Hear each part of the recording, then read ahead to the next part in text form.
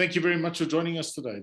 It's really fantastic to have you all here today and join us on this discussion this morning with regards or on the topic of optimizing board performance, specifically talking a little bit about selection and evaluation. But perhaps just as a departure point, my name is Kieran McRae. I'm the managing partner for Sadar, have been part of Sadar for the last 2.5 years. Prior to taking over as managing partner, I ran the guide part of the business, responsible specifically for board evaluations and working with various boards. And I think if any of you are like I am, then probably lots of webinar fatigue. So I'm going to ask to do things a little bit differently this morning and perhaps risk making a couple of people feel uncomfortable and encourage you to actually put your cameras on. These kinds of webinars are always challenging when you feel like you're talking to yourself. So please feel free to put the cameras on. I'd really like to make this session as interactive as possible. I'm sure none of you really want to sit here and just listen to me drone on for 45 minutes or so, because that may or may not be valuable. So it would be really, really good if you wouldn't mind switching cameras on, perhaps just staying on mute for now, and we can go from there. So let's see who's brave enough. No option to turn video on either. Oh, fantastic. Every time I ask somebody to do something, it seems like we can't do it. Anyway, okay, so what I'm going to perhaps then ask, seeing as we can't put cameras on and see each other this morning, I'd really like to just understand who we have in the room and really understand what would be valuable and good to get out of today. I mean, obviously, something about the topic attracted you to the conversation.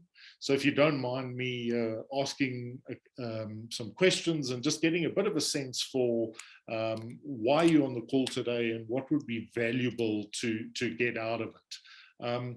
Ven, can I ask you to maybe just open up and tell us a little bit about what you're hoping to get out of today?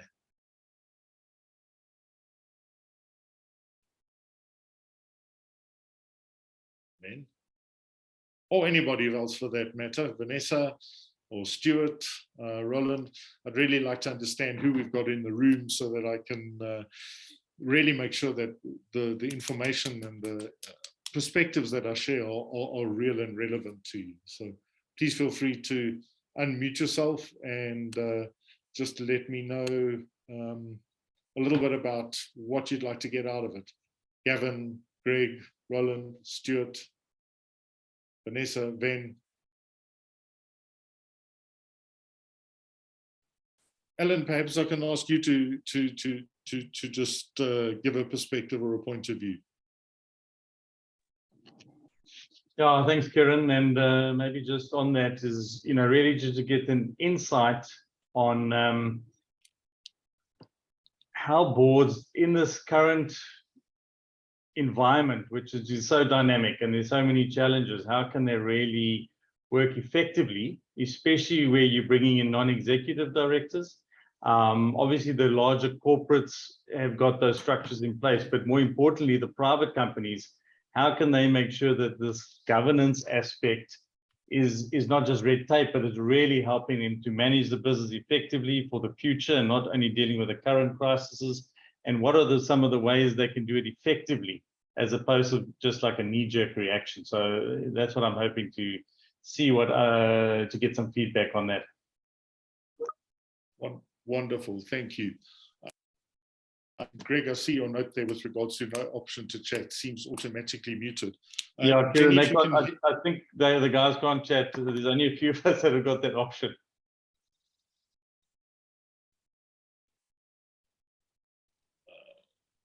Ellen, I seem to have lost you.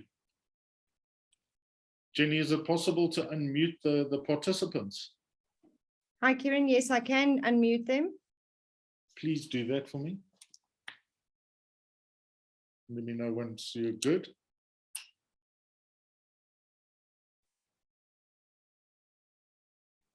Okay, now I'm starting to see some faces and participants. Fantastic. Greg, are you there? Can you hear me? Yes, I can. Thank you, Kieran. Oh, wonderful. Greg, what attracted you to being here today? Apologies for the slight technical challenges you're having there. Yeah, Kieran, from my side, I also sit on a number of audit committees with municipalities, and we have quite a number of challenges around, let's call it management. So I'm calling management boards in this instance, and I'm just looking to see, what recommendations are being made to optimize the performance of those management teams, if I can call them that. Okay, great, fantastic, thank you. Stuart, how about yourself? Hi there. I serve on a voluntary board of the sort of Footwear and Clothing Export Council, and for me, it's about each year we obviously elect new participants to the board. It's about really trying to learn a bit more about criteria to evaluate future participants on the board to ensure we're getting a board that can serve our community better. Oh, wonderful. Thank you very much. Thank you for joining. Gavin, how about yourself? Hi there. Can you hear me? Yes, I can. Absolutely, okay. Perfectly. Thank you. Great.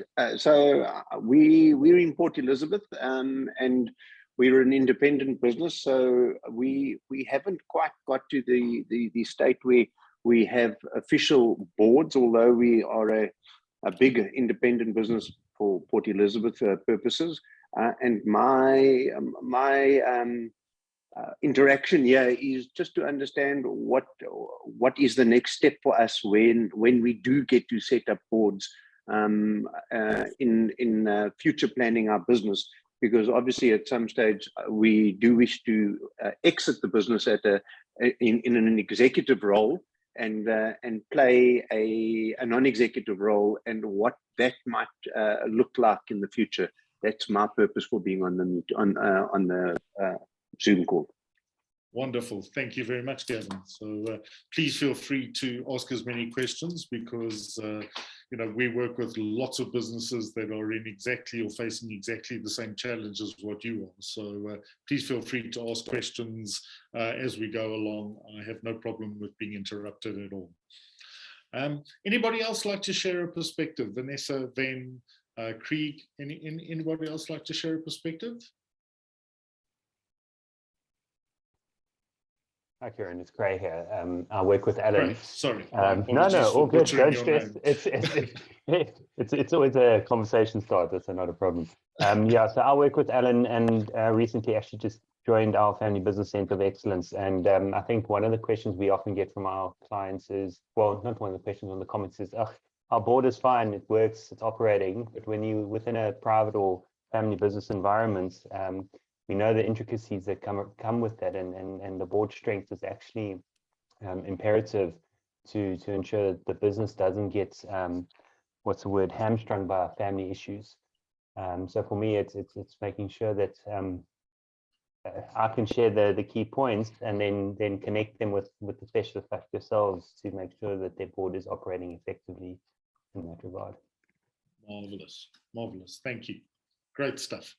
Okay, well, I'm going to start off with perhaps just talking about a couple of aspects, and then we can stop and I'll take some questions or perspectives. But as I said, please feel very free to interrupt me, ask a question, no issues at all. We're a nice, small and intimate group today, so that's great. So I think the first principle that I would like to touch on is this principle that I'm sure most of us have heard of or come across, and that's quite simply the principle of what gets measured gets done. And I think that that's critically important from two perspectives. It's important from an appointment point of view, and bearing in mind that there are different ways or different contexts that we would put to how that is measured. And then on the other side, in terms of board performance, evaluating that and measuring that so that we are ensuring that the board is doing what they should do and accomplishing the objectives that have been set for them. So I guess it kind of goes without saying, but the principle of the right board appointment will lead your board to greater heights. PwC conducted some research in May 2022 with regards to ramping up board effectiveness and why private companies' boards need outside directors specifically. So, a couple of factors to consider before you appoint a board is having an idea what an optimal board composition looks like. Now, if we're talking about businesses in South Africa, then we know that composition needs to take diversity into consideration. It may need to take DE into consideration. Obviously, skills, experience, background, knowledge are all vitally important. So having some sense for what our board composition should look like would be step number one. If there is a board in place, obviously assessing what that current board's composition looks like versus what we think it might need to look like. What are the gaps that exist so that we can in fact take on a director search and then launch into a director search. Now, perhaps just to pause here for a second, sometimes we don't know necessarily what the answers to those are. So what we find with a lot of our clients, in particular where there isn't a board, or there's a little bit of uncertainty as to what exactly we need in terms of a director, or what the current environment, operating environment of the board would be. A potential departure point there is to run a diagnostic process that would give you some insight into, if there is a board in place, how it's operating, what governance structures are in place, what the current composition is, the capacity and skills levels of those directors. So when we're considering bringing somebody in, we've got a very good idea of what they're coming into.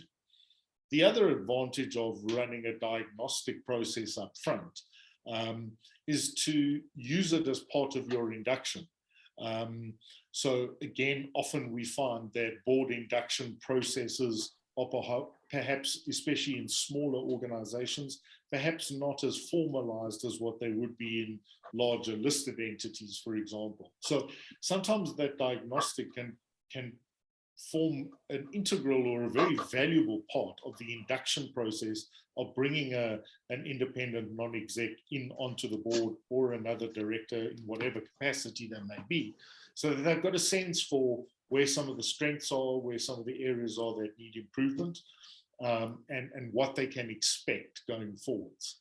And I'll talk a little bit more about that in the evaluation section. So Kieran, Alan here, are you presenting anything? Yes, can you not see my screen? No, we can't see your screen. Oh, okay.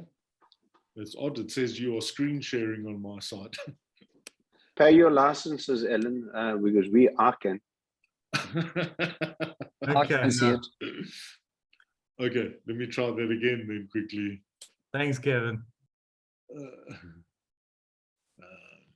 I could just see one slide. But it looked like a background rather than a slide. Okay. Just see what's going on here. Just going to go out of this quickly.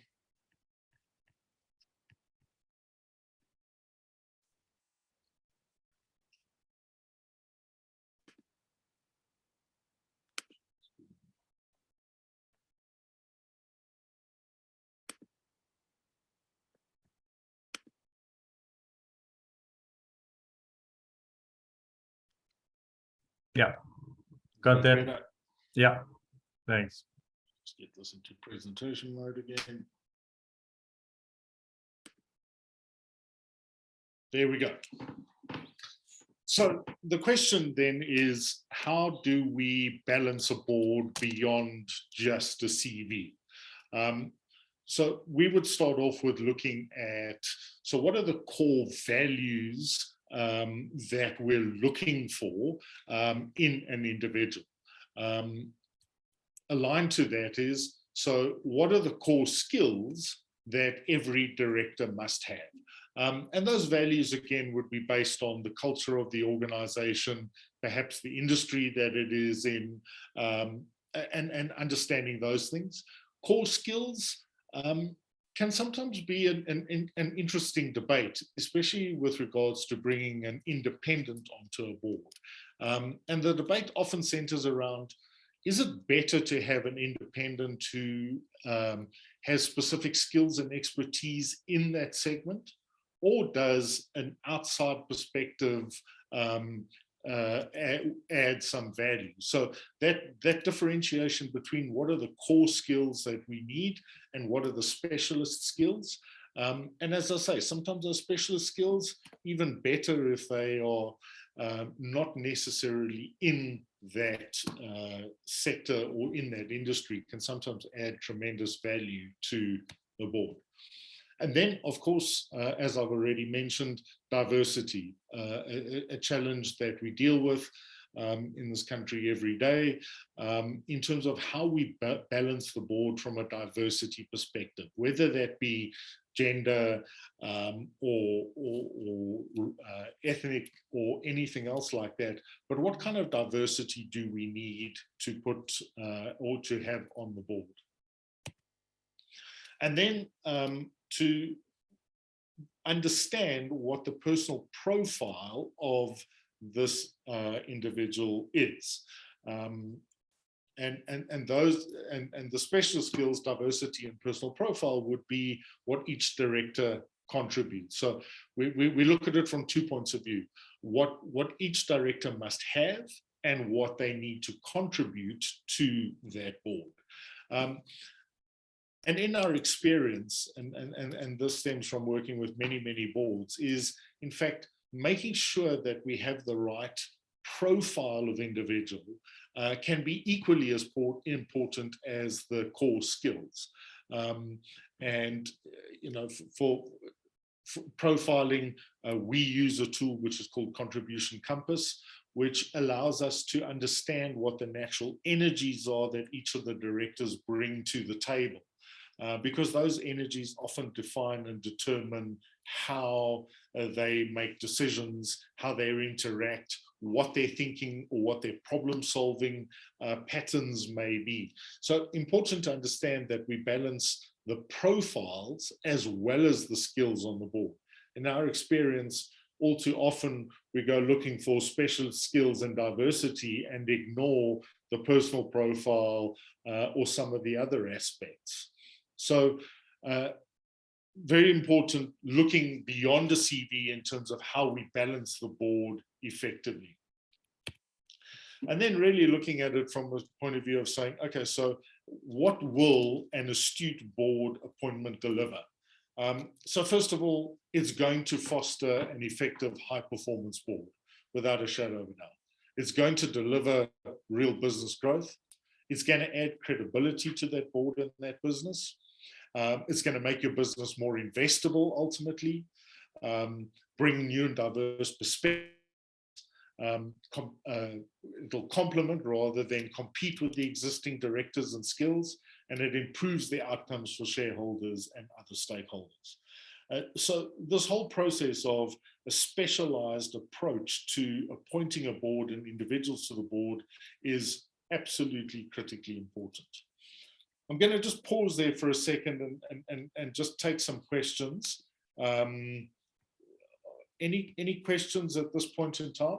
I see there is one on the Q&A, so I'll just start with that. And that is, what are family and private businesses most afraid of that stops them from bringing independent directors onto their boards? Thanks for the question, Tim. I think probably fundamentally the biggest fear, if you like, is in particular in the case of family and privately owned businesses and entrepreneurs, is this perspective or point of view that I built this business, I created this business, often from scratch. My blood, my sweat, my tears, and everything have gone into it. I'm not convinced that somebody can come from the outside and add value. That may be one conversation that goes on. Another conversation might be along the lines of, I don't want anybody else to come in and tell me how to run my business. I've been doing it for such a long time. I know exactly what I need to do. Those are perhaps two barriers to that. Why independent or privately owned businesses are sometimes reluctant to bring directors in.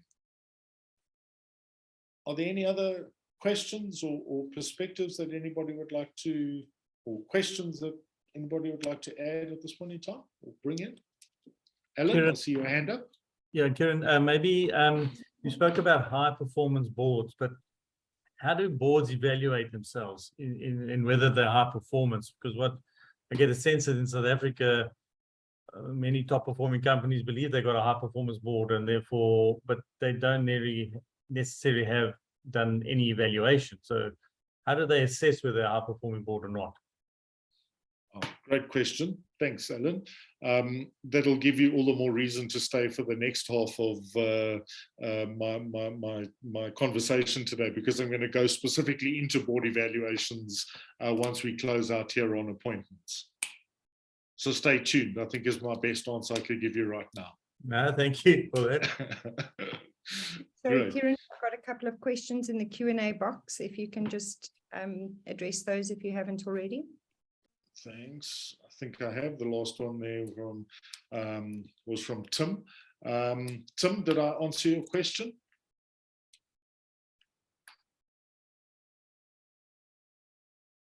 Tim, are you there?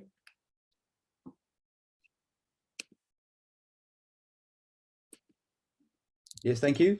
I've just found my unmute button. Great, great. Any other questions? Hi, it's Ben here. There Hi, are a Ben. couple of questions from me in the Q&A box. I'm just not sure if you can see them. One question is about how do we break the stronghold of the old boys club dominating board appointments? That's the first one. I'm sure that's your favorite question of all. And the second one being, what are the lens that boards go to ensure the integrity and ethics of board members? And when I say this, I mean in the assessment process, during the interview process. I've been interviewed quite a few times, and I often have to prompt my interviewers to ask me this question and to actually go and look into my profile and look into matters that one would consider of ethics and integrity. I want them to actually speak to my references and to find out what kind of individual I am, so that they fully understand that I'm not going to be also a yes person and that I do have opinions. I will speak up at board meetings, not obviously in a manner that disrupts the board, but in a very diplomatic way. But it is important for board members to speak up and be courageous enough to speak up, and that ties in with their ethics and integrity. So perhaps if I could have your opinion on that, please. Thank you. Two great questions, Ben. Thank you. And they have appeared in the Q&A, so it is working from your side. Look, the easiest answer from my perspective boils down to intention at the end of the day, in particular with your first question, but I think it relates to your second question as well, is what is the intention behind putting a board in place? Because if the intention is not to drive organizational performance, then I would suggest that it's either a tick box exercise, it's an exercise because you think it's a good idea, but if you want to truly extract value out of a board, then the principle of understanding that balancing the board is absolutely critical. And when we say balancing the board with a mix of independent, non-executive directors who should be in the majority versus executive directors and or shareholders. And often the case is that executive directors are shareholders in privately owned businesses or family owned businesses as well.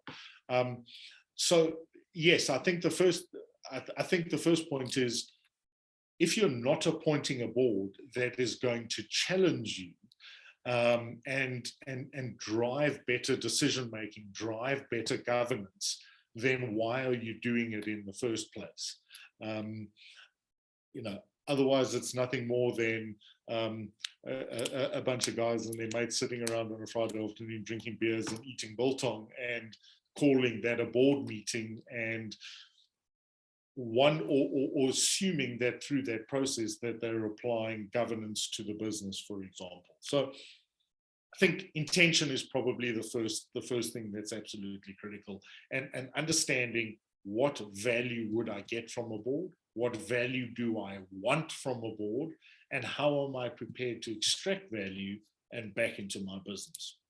With regards to the length that boards go to ensure integrity and ethics of board members, again, I suppose that there are a couple of aspects to consider here. One would be the traditional route of doing various clearances, whether those be criminal checks and those kinds of things. But I do think that reference checking is absolutely critical, and certainly within our appoint process, when we search for independent directors to appoint to boards, those are two of the places that we start with in that process. And then I think it also boils down to the questions that you get asked in the interview. So, often people will be asked, what have they done? A little bit of their experience. Perhaps they'll be asked or given a scenario.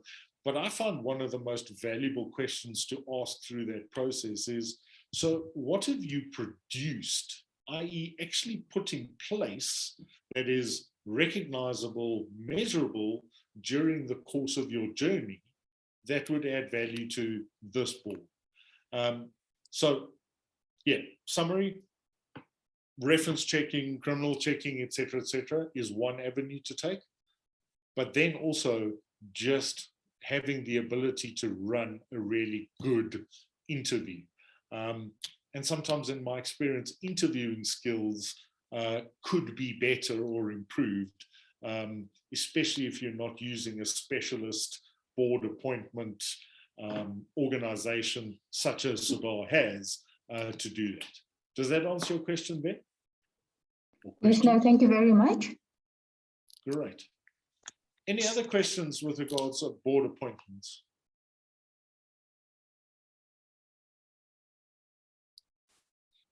Okay, I'm not seeing any hands up, so shall we move on to board evaluation? So Alan, I think this is going to come a little bit back to the question that you asked, and what we have found through research and our annual surveys that we conduct every year. That's why it's an annual survey, I guess, is that 58% of businesses that do not run a board evaluation show a decrease in EBITDA. So this then brings the point of saying, so if we have a board in place, we would like for it to be a high-performing board. What defines, what constitutes, and how do we know if we have a high-performing board in place? So first of all, I'd just like to speak a little bit about the principle of board evaluations before we get into the mechanics of them. First and foremost, the most important aspect of any board evaluation is a process of holding a mirror up to yourself and taking a long, hard, deep look at yourself and saying, where are we at right now? Now, again, sometimes the ability to ask ourselves those questions may be challenging, and that would be the value of bringing in an external organization such as Sadar to run your board evaluation. So first of all, a board evaluation is about looking in. It is not about looking out. That's principle number one. Principle number two is that a board evaluation is about improvement, not judgment. Okay? So it's not looking to judge the board or any of the directors. It's fundamentally aimed at improving the way in which the board operates, the way in which the directors perform on that board, and the way in which the directors interact on that board, and from that board through into the organization. Again, I'm going to raise the topic of intention here. And that is, why are you conducting a board evaluation? Are you conducting a board evaluation because King 4 says it's recommended that you do this exercise every 2 years? Are you operating in an environment where board regulations are mandated by regulating authorities? So in Ghana, for example, the financial services sector or financial regulator there insists that board evaluations are conducted every 2 years as part of your compliance reporting.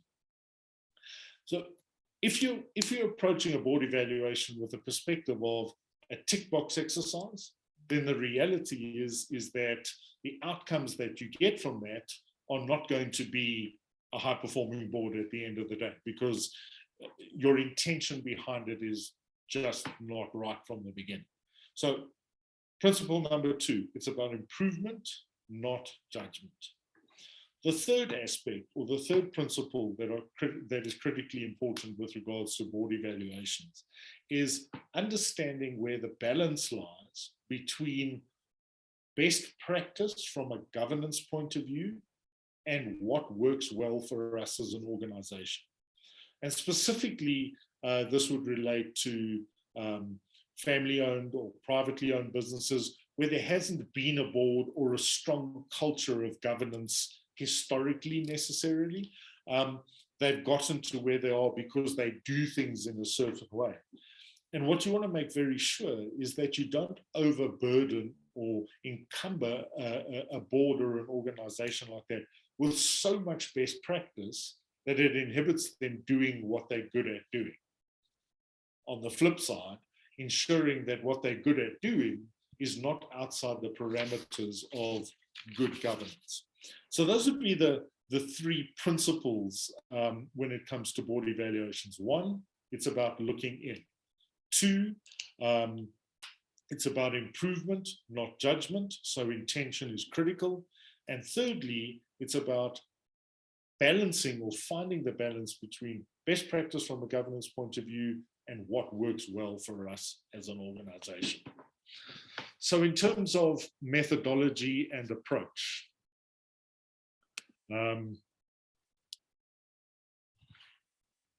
how would we run an effective board evaluation? I'm just checking that my slides are keeping up with me. So first of all, the process would entail getting input from all of the directors regarding performance, okay, on two levels. First level, of the board as a whole. So of the board as a whole, what is our performance? Secondly, of self. So what we ask or get board members to do is to conduct an evaluation of the board itself, as well as a self-evaluation. In some instances, organizations, as part of the evaluation process, will ask us to do 360 evaluations as well. Those can be very effective, provided the culture of candor exists on the board and we're prepared to be totally honest with each other in that feedback. Otherwise, again, as I said, you'll probably find this as a little bit of a hobby horse. It becomes more of a tick box exercise than an exercise to achieve a specific objective. Secondly, how do we gather that information? So we do that qualitatively and we do that quantitatively. And the reason for this approach from my perspective is questionnaires give us great content. but they give us zero context. And as a board, we have to deal with both of those aspects in the boardroom all of the time. Yes, we need content in the sense of information as to the pros and cons of making a decision, or information with regards to the financials, etc., etc. But we can't just make a decision based on the quantitative data. It has to be understood in context as well. So through our process of, one, asking individuals to evaluate themselves and the board, and we do that quantitatively through questionnaires, we then back that up with a qualitative process of actually conducting an interview, one-on-one interview with each of the members of the board and committees, where there are committees in place, to understand the context within which those individuals have to operate, and understand the context within which the organization has to operate. Absolutely critically important. Alan, does that give you a little bit more of a sense of board evaluations and what we need to look at in terms of how we become a high-performing board? No, thanks, Kieran. Very useful and practical, I think, as well.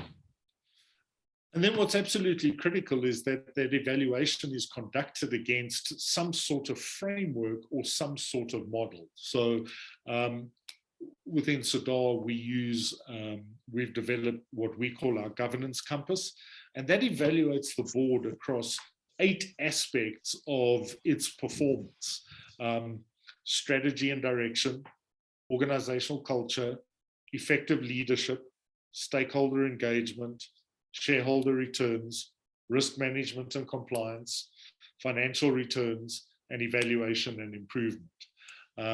So that process of qualitatively and quantitatively looking at each of those aspects allows us to get a very holistic picture of that board and how it's operating. Ven, you have a question. I see your hand is up. Yes, please. How do you feel about anonymity and answering these questions anonymously? Because I find that people are far more honest and open if they know there's anonymity guaranteed in this process. Because quite often, if it is the chairperson or a very dominant member of the board that you need to speak out about, there's great concern about repercussions. Yes, so I am in favor of an anonymity during the evaluation process. I think it's far more important to gather what is said as opposed to who is saying it. So through the process and in our report and feedback, we do not attribute names to statements in the evaluation report. What we do, or what I do, let me speak for myself as I go through this process, is what I look for, in particular through the questionnaire, interview process, is I look for trends. And I look for common themes, and I explore those common themes. Because whilst you may have an opinion and a perspective, and it may be 100% correct, if you're the only person on that board that has that point of view, then that may not be the most pertinent or relevant point that needs to come out through the process. So not to invalidate anybody's point of view, but it is important through a board evaluation to identify trends and patterns, and use those to understand the reasons why and what the solutions and outcomes from those should be. Does that answer your question? Yes, thank you very much. My big concern in asking the question is that quite often we find that individuals are brought onto boards, and it's a terrible thing to have to see, just so that their BBBEE score will improve. So the intention, as you mentioned earlier on, and emphasized intention of why to have a board and who you're bringing on board, there is quite often this need to increase your BBBEE score so that you can get a certain contract or whatever the case might be. And it is usually, I have found in other sessions of similar nature, it is usually these individuals that experience the most problems being on the boards, whereas others don't. So the outlier sometimes is part of the real issue, or the, what is seemingly an outlying issue is actually the real issue on the board itself. So I agree, we do need to look at trends, but also to pay specific attention to some of the outlying issues that might arise. Yeah, 100%. And again, and perhaps I'm laboring this point, but for me, intention is absolutely critical. The reality is that a board and independent non-executive directors cost you money. And if you're going to spend money and you're not doing it with an intention behind it, then I would suggest that you're wasting the money. None of us go to the malls and the shops on the weekends or every day with whatever without buying something with intention. We're parting with our money intentionally.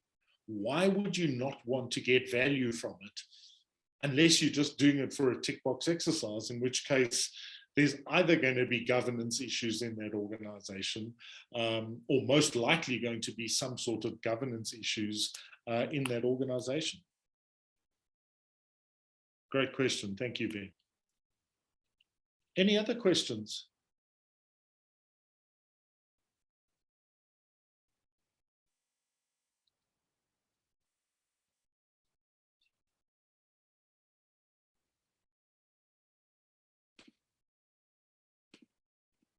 So what are the sort of outcomes that a high-performing board is going to deliver, or the results that is going to deliver? First of all, as I've mentioned, 58% of organizations that do not conduct board evaluations show a decrease in EBITDA. It would therefore stand to reason that conducting a board evaluation, focusing on areas where we need to improve, whichever of those 8 segments of the governance compass they may be, is more than likely going to shift the needle one way or the other. Secondly, when a board is evaluated, come back to my point that I started off with, what gets measured gets done. Perhaps the most interesting thing that I find in the process of board evaluations and what comes out in the report is that very little of the findings in a board evaluation are not already known. Stuff comes out that we already know, that perhaps has been discussed, but it's never actually been written down. And because it's never been written down, it never actually gets addressed and done. And this is a common trend that I see, is that for the first time as a board, we now actually have a roadmap of what we need to do to improve or become more effective and more efficient as a board. And the more effective our board is, obviously, the more trust, or the greater the trust from an investor point of view, is going to grow, or from whatever other stakeholders may be out there. A board evaluation is also going to allow you to understand if there are any stakeholder issues or interests that need to be addressed that are potentially being overlooked. It improves accountability at the end of the day, because the board now has something that it is measured against, and in 12 or 24 months' time, when it conducts another board evaluation, is to be able to see to what extent have we moved the needle. A set of recommendations and actions that need to be put in place, again, drive accountability beyond just the normal operations of the board. In some cases, it minimizes conflict because it actually gets it out on the table, whatever those issues may be. So, Ven, the example that you quoted, it potentially puts those issues on the table. I've conducted a board evaluation recently where massive conflict exists between the shareholders, who also happen to all be board members, and that shareholder conflict spilling over into the boardroom and therefore impacting on the board's performance. So a board evaluation can be a very good way to confront, address, and minimize conflict that may be in place there. And long term, it creates sustainability and it creates scalability for the organization and the board. Folks, that's pretty much what I'm going to share from my side. I've been talking for a rather long time. So maybe just some perspectives, some questions, any other thoughts? Roland, you said at the beginning of the session today, I wish to obtain valuable insights on the coordination of board participants from the discussion, strategic competence for leaders in this area. Any thoughts or any comments from your side, Roland?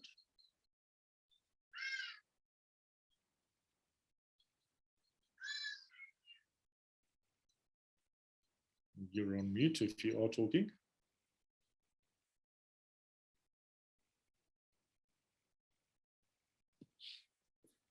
Any other thoughts or comments or questions that anybody has in terms of any of the points that I've made? So, Kieran, one of the things you spoke about is obviously selection of board members. And I know in your latest report, it refers to the direct correlation of financial performance with the diversity of the board, right?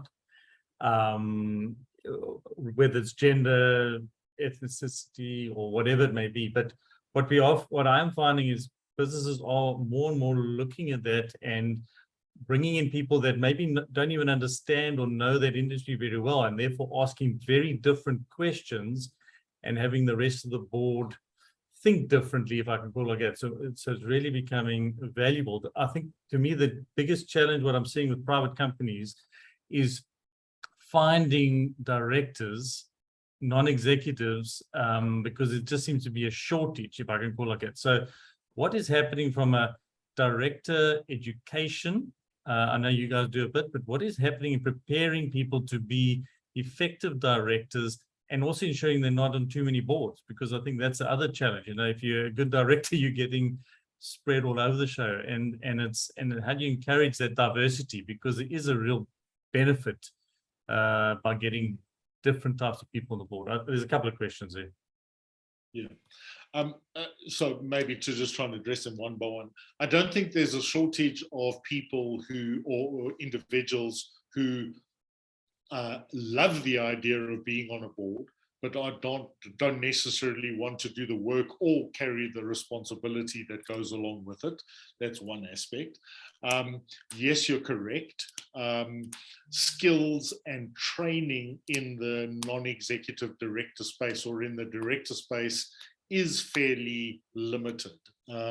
So yes, God does run an applied directorship program, which again is based on our governance compass and understanding as a director when you go onto that board that these are the governance aspects that you need to be aware of in your role as a director on the board. I think just understanding what the role of a director is, and that is fundamentally, and I think that this is often where there is a misunderstanding, is a director is appointed to a board and has the responsibility to make decisions that are in the best interests of the company, not in the interests of the shareholders or stakeholders or anybody else, but purely in the interests of the company. And again, this is the advantage of independent non-execs sitting on your board, because they have no vested interests.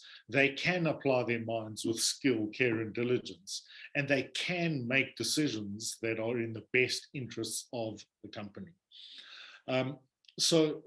Yeah, Ellen, a couple of questions there, but yes, director training is important, but so too is ongoing training and development for the directors who are already on the board, in terms of upskilling themselves, in terms of keeping up with changing regulations, technology, etc., because we're in an ever-shifting world, and you know, that's absolutely critical. Another aspect to consider here is, and it's a little bit outside of the scope of your question, but the importance of rotating directors on a fairly regular basis. We often find a situation where directors have been sitting on a board for 8, 10, 12, 15 years, and they become so ingrained in the organization that in actual fact, even though they are independent in terms of the true definition, they're no longer independent. So absolutely critical as well from that point of view. Cree, I see your hand is up. No, I see Alan's actually covered it, and it leads on from your discussion, is the succession planning as well. Because I mean, that's part of the role as well, is to know when your 18 years is maybe too much, and to start mentoring someone to come on board as a new director, because that's also important. That's also a good form of training. It's a mentorship program as well. 100%. Yeah, 100%. That's what I wanted to say. You know, absolutely critical, and that's at executive and non-executive level. Absolutely critical. Ven, question. Hi there. I'm sorry for dominating with so many comments and questions. It's fantastic. Okay, just one change in the narrative around governance nowadays. Well, not nowadays, it's been for quite a while now. As much as directors are responsible for the well-being of the company, the narrative has actually changed to the well-being of the company and stakeholders. I'm sure you are aware of the ISO 37000 that's just come out in last few months, I think, or was it early last year or late last year, sorry, and King 4, and as well as the draft changes to the Companies Act as well. So a director's responsibility goes beyond the shareholders and the company only, but also the company and the stakeholders. This is an absolutely key aspect that directors do need to get on board with, because the problem is the context in which they operate, the license to operate, and if they don't have that based on what the stakeholders' input is, then they will lose that license to operate. And then just to answer the previous question regarding training, there is plenty of training actually available through the Institute of Directors in South Africa. They run a variety of courses. And they also have membership, so you can become a member as a director. But I want to emphasize that training does not in any way compare to experience. It's a catch-22 situation where you've got to have experience to get onto the board. And where do you get experience unless you're on the board? So that becomes a bit of a catch-22. So the training, although it is there and readily available, it is a far cry from having a good few years under your belt with a variety of companies to be able to fulfill your duties properly. So that'll be the last from me, I promise. So there we go. Not at all. I really appreciate your participation and your interaction. It's fantastic. You know, the point that you make is correct. When I say you make decisions in the best interests of the company, that would be and make sure that you're taking stakeholders into consideration as part of that decision-making process. But yes, I take what you say. Any other questions before we close out? We are heading to the end of our hour. Tim, maybe from your perspective, anything or any points that you'd like to add to the conversation? No, I suppose it's been mentioned a couple of times, is that if we really meaningfully want to take a board forward, then somehow we have to get to the point where we've got trust. And if we've got at least some trust, then it makes the evaluation process that much easier. So I understand it's always difficult. Having an anonymous helps, but ultimately we want to try and move the board to the point where we don't have to have anything anonymously, because we've got the space, we've got the confidence, and we've got that trusted relationship to be able to speak up, because otherwise we're just going to cover other things up. So if we can't have a meaningful conversation about a board evaluation, are we actually going to go through discussion processes at the level of detail that we really should be having them? Because we're just not prepared to have a voice in that conversation. So I suppose that's the first indicator that there's a fundamental problem, if we can't do a board evaluation, then we really need to dig and we need to own as a board that we're not going to be performing. We cannot be performing if we're not even prepared to dig into our weaknesses and talk about how we move forward. Agreed, very much so. Great. Perhaps just to quickly go around the room or the screen, Gavin, any closing thoughts from your perspective, takeaway from today? Hi, Gary, thank you. There's no points that I wish to raise at this time. I probably will have an off the record discussion with Ellen, just to guide me on something like this, even though they do not, we're not engaged in business officially. I've been a part of many sort of family business sessions with Ellen, just to understand the way forward. This has given me some insight, which has been quite nice, and it's good to hear other people's perspective here. Thank you, everyone. Wonderful, thanks, Greg. Gavin, Greg, from your perspective, any major takeouts from today? Yeah, Kieran, I just concur that I think there've been quite a number of takeaways from this. I think that one of the biggest things always for me, when it comes to board members and management type teams, is I almost want to call it the EQ of the individuals who sit on those boards, and that everyone is pulling in the same direction, and that the opinions and thoughts of everyone is being taken, is considered. So yeah, I think it's been a good session. Thanks very much. Thanks very much, Greg. Stuart, any closing thoughts or takeouts? Yeah, thanks, Kieran. I found it very, very informative. A lot of food for thought, and hopefully will guide us in terms of our NPO board that we are busy, re-looking at for the coming year. But thank you, I really appreciate it. Great. Please feel free to reach out as well if there's anything we can assist with, or you have any other questions. Absolutely happy to help. Thanks, appreciate it. Great. Roland, anything from your side? Nothing much from my side. Quite an insightful, I think, dialogue or conversation, which is what a conversation should have. I think key for me was, issues around multiple intelligence of board members. It's not just about IQ, EQ. And also, I think the point around trust as well, that was mentioned by someone else in just the feedback. I think that is a factor that is not to be underplayed, because without some level of social trust amongst the members, it also sort of supports members to be transparent when they don't agree with the general school of thought, and share their opposing view.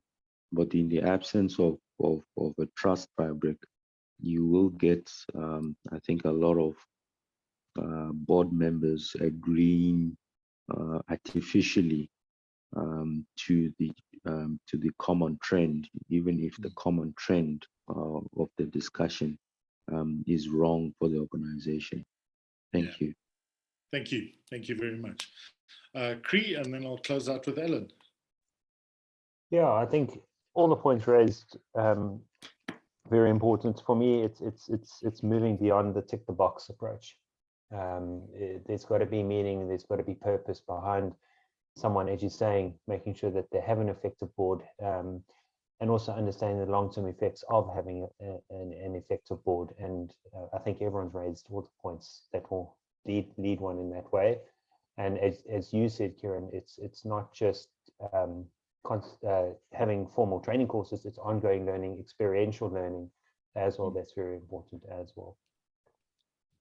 Absolutely. Sorry, Ven, I left you out, but you did say that you didn't have anything else. So any closing thoughts from yourself, Ven? No, just thank you very much. Thank you for this lovely session. Great pleasure. Thank you for joining us. Alan, any closing perspectives from your side?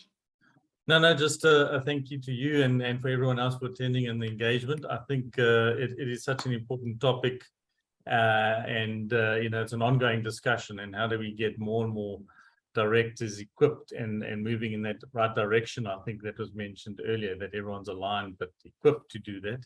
And I agree with Ben's point on experience, but also what you said earlier about the roles and responsibility and the risks that they're carrying, right? So yeah, once again, thanks very much for giving us a snippet and insight of what you guys are seeing out there. Thanks, Kieran. Thank you very much, and thank you to everybody for joining us today. Thank you for taking some time out. It's been a great pleasure chatting to you, and may the rest of the week be a powerful and a good one. So thank you very much. Have a great afternoon and rest of the week.